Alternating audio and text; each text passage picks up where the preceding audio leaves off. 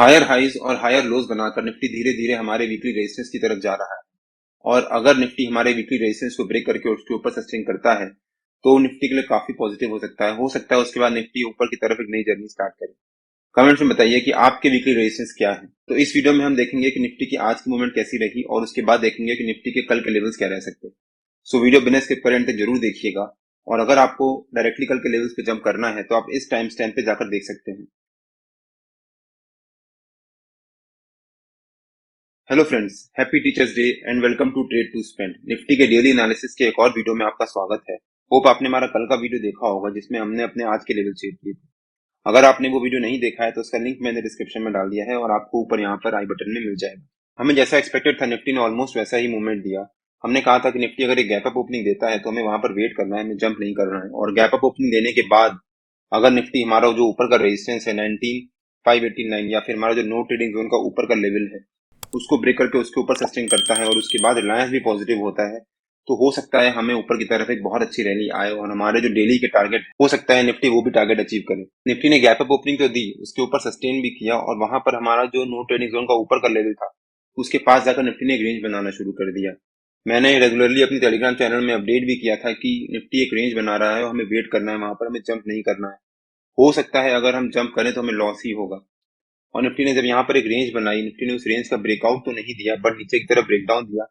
और हमारा जो कल का हाई था या फिर जब कल जहां से निफ्टी एक रेजिस्टेंस ले रहा था, मैंने कल अपने फ्री टेलीग्राम चैनल में अपडेट भी किया था कि निफ्टी 19,526 के पास जाकर रेजिस्टेंस ले रहा है और अगर निफ्टी इसको ब्रेक करता है तब निफ्टी में कल ऊपर की तरफ रैली आती। और आज निफ्टी ने एग्जैक्टली वहीं से एक सपोर्ट लिया और उसके बाद वहां से एक बाउंस दिखाया और हमारा जो नो ट्रेडिंग जोन का ऊपर का लेवल था 19,589 उसी के पास आकर 19,574 के करीब आकर क्लोजिंग दी है। हम कह सकते हैं कि निफ्टी की क्लोजिंग अच्छी क्लोजिंग है बिकॉज निफ्टी धीरे धीरे हायर हाइज और हायर लोज बनाकर ऊपर की तरफ जर्नी कर रहा है। और हमारा जो वीकली रेजिस्टेंस है 19650 जिसके लिए मैंने डिटेल वीडियो बनाकर अपने यूट्यूब चैनल में अपलोड कर दिया है। अगर आपने वो वीडियो नहीं देखा है तो उसका लिंक मैंने डिस्क्रिप्शन में डाल दिया है और आपको ऊपर यहाँ पर आई बटन में मिल जाएगा। मैं रिकमेंड करूंगा कि एक बार आप वो वीडियो जाकर जरूर देखिएगा, उससे आपको आइडिया होगा कि निफ्टी के लेवल्स कैसे निकाल सकते हैं और आप खुद अपने लेवल्स निकाल पाएंगे। कल निफ्टी की क्लोजिंग से पहले मैंने अपने व्हाट्सएप प्रीमियम ब्रॉडकास्ट और फ्री टेलीग्राम में अपडेट किया था कि निफ्टी ने एक अच्छी क्लोजिंग दी है, बट फिर भी मैं रिकमेंड नहीं करूंगा कि कोई ओवरनाइट नेकेड कॉल बाय करके जाए बिकॉज हो सकता है निफ्टी में कल एक ऊपर की तरफ रैली आए बट फिर भी हमें उसका वेट करना है बिकॉज रिलायंस प्रेशर में चल रहा था पिछले कुछ दिनों से और मैं रिलायंस के मूवमेंट का वेट कर रहा हूँ। जिस दिन रिलायंस मूव करेगा उस दिन निफ्टी में बहुत अच्छी रैली आएगी। हमने रिलायंस के लेवल्स भी शेयर किए थे कल के वीडियो में अपने कि रिलायंस 2420 के ऊपर अगर सस्टेन करता है तो रिलायंस ऊपर की तरफ अच्छी रैली आ सकती है। रिलायंस ने 2420 के ऊपर सस्टेन भी किया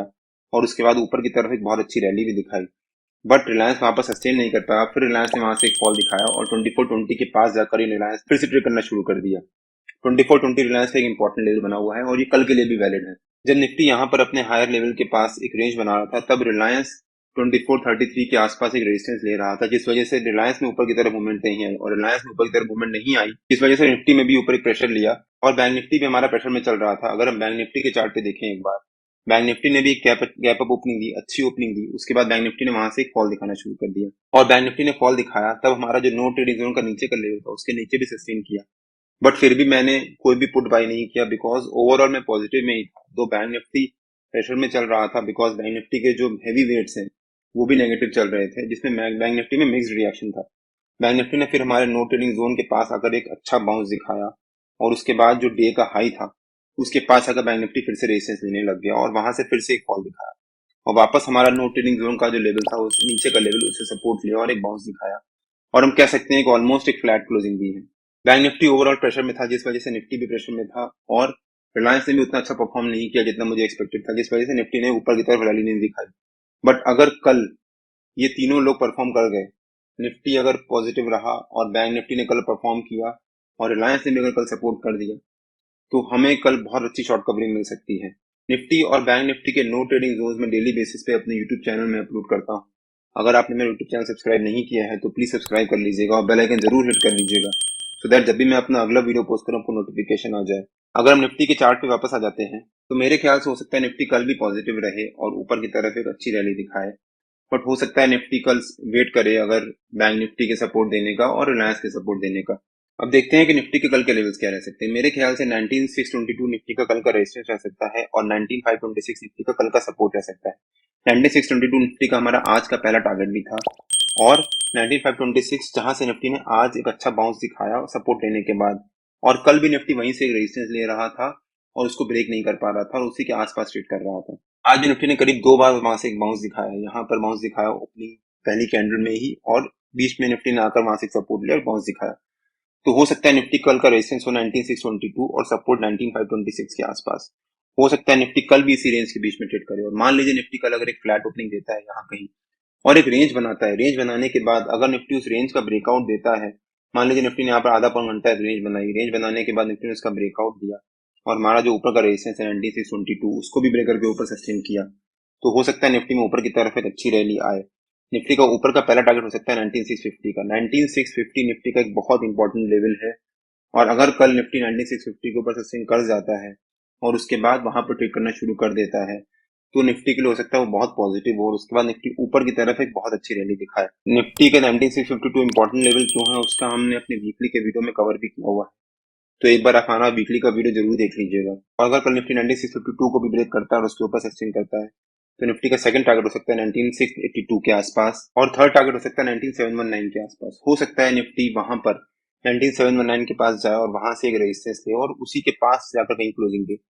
और मान लीजिए निफ्टी कल अगर एक फ्लैट ओपनिंग देने के बाद आधा पौन घंटा यहाँ पर ट्रेड करने के बाद नीचे की तरफ ब्रेकडाउन देता है, तो हो सकता है निफ्टी का हमारा जो नीचे का सपोर्ट है 19526 उसी के पास आए,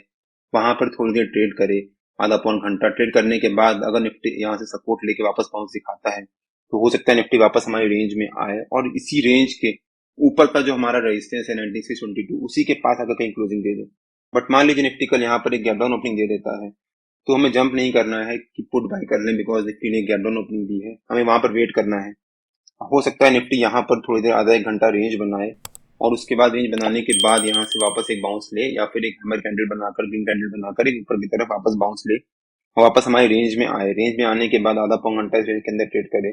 और धीरे धीरे जाकर हमारा जो ऊपर का रेजिस्टेंस 9622